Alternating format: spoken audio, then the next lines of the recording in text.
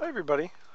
So the next chapter we're going to look at is we're going to come back and look at the normal distribution, which we already looked at I think once or twice before. So section 7.1 is about the properties of the normal distribution, and these will be the objectives. The objectives then will be to use the uniform probability distribution, graph a normal curve, or sometimes called the bell curve, state the properties of a given normal curve, and explain the role of area in the normal density function. So let's look at objective 1 here, the uniform probability distribution.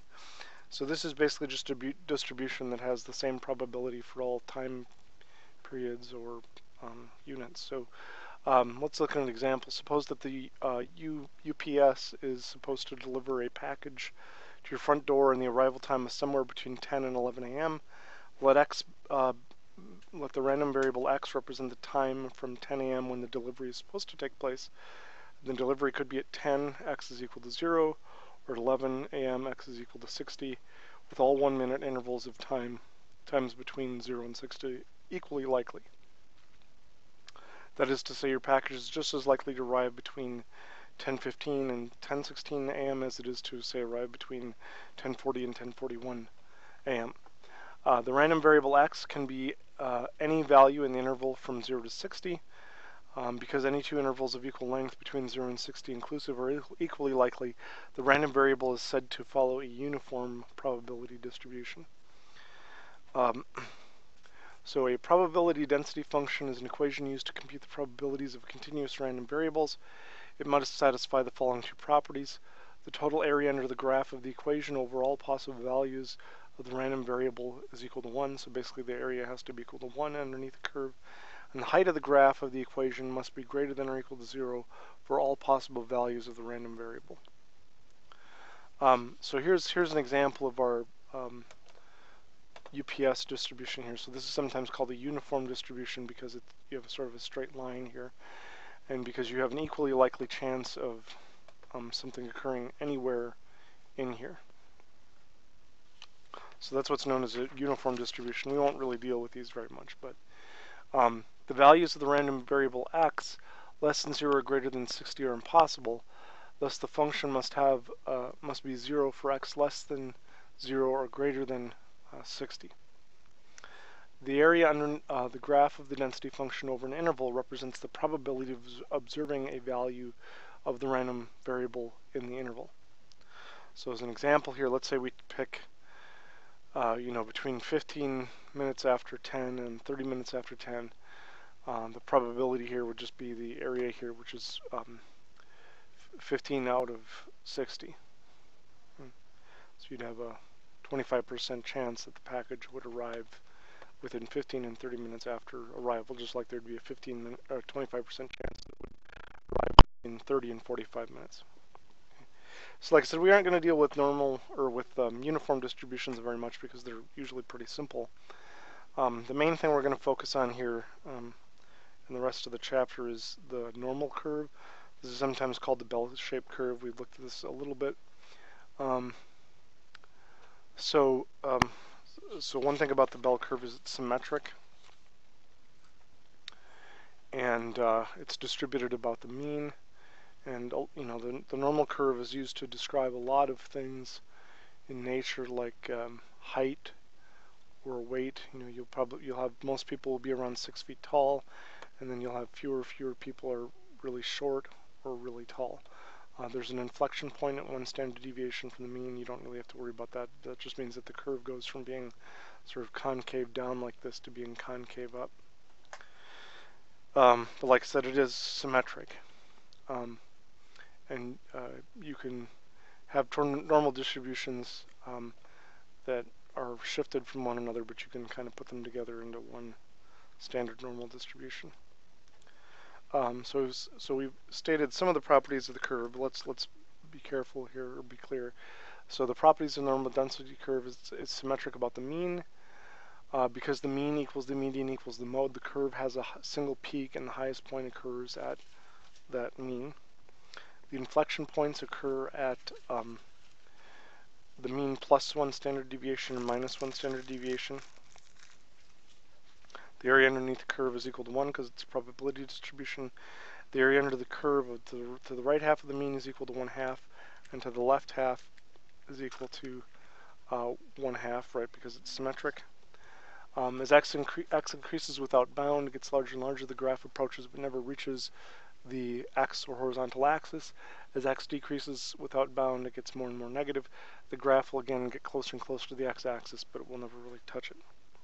And then the empirical rule also applies again, that approximately 68% of the area underneath the normal curve is between 1 standard deviation of the mean. 95% of the area or the data is between 2 standard deviations of the mean, and then about 99.7 or approximately all of the data will be within 3 standard deviations of the mean.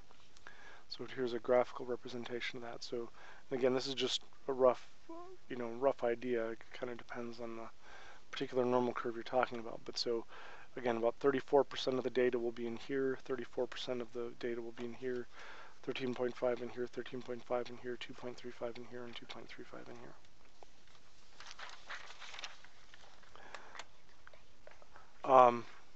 So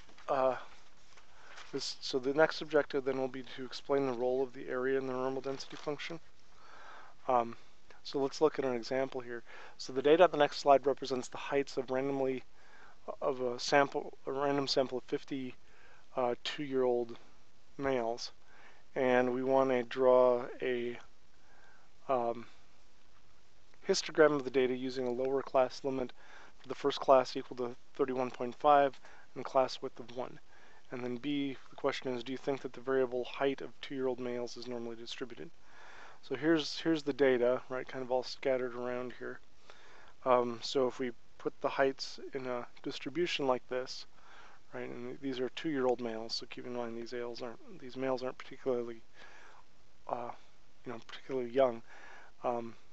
So the heights again range here from 31.5 all the way to 41.5 inches. So if you sort of put a normal curve on top of this, you'll see that the data is relatively normal, right?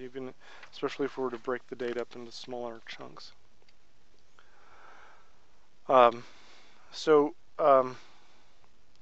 couple other things here then is again that the area under the normal curve, suppose that a random variable x is normally distributed with a mean of mu and a standard deviation of sigma.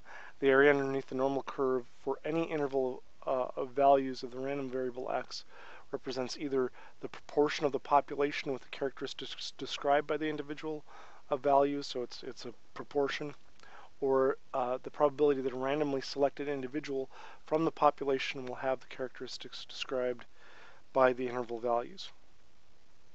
As an example here, let's say we have the weights of giraffes are approximately normally distributed with a mean of 2,200 pounds and a standard deviation of 200 pounds. Draw a normal curve with the parameters labeled.